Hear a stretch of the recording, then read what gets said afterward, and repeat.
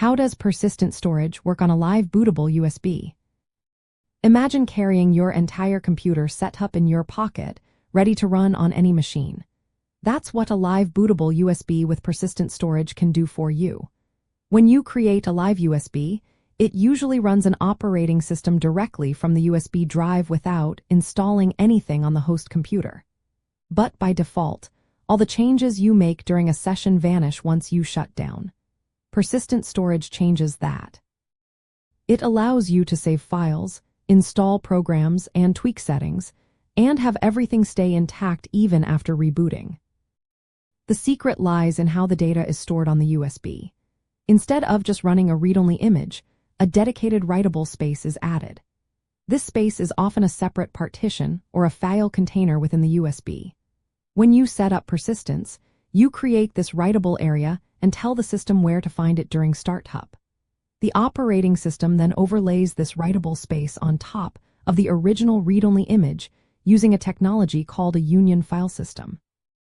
Think of it as stacking transparent sheets where the top sheet holds your changes, and the bottom sheet is the original system. When you boot from the USB, the system loads the base operating system image into memory. It then applies the changes stored in the persistent storage, making everything you saved available as if it was part of the original system. This process makes the live environment feel more like a regular installed OS, but without the need to modify the host computer. Creating persistent storage involves partitioning the USB drive. You need at least one partition formatted with a Linux file system like ext4, which is common for Linux-based systems. Sometimes, a persistence file is created instead of a partition.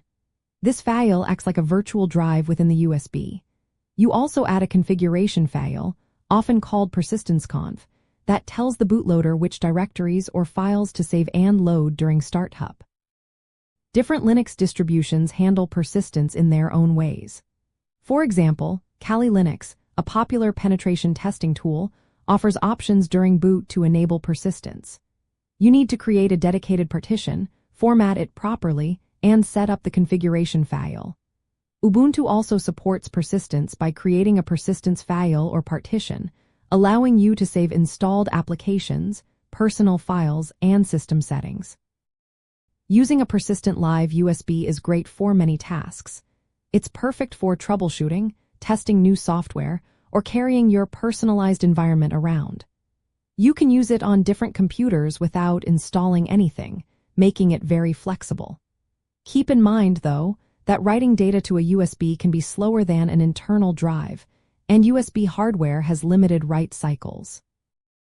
In essence, persistent storage on a live bootable USB works by adding a writable layer on top of the read-only system image.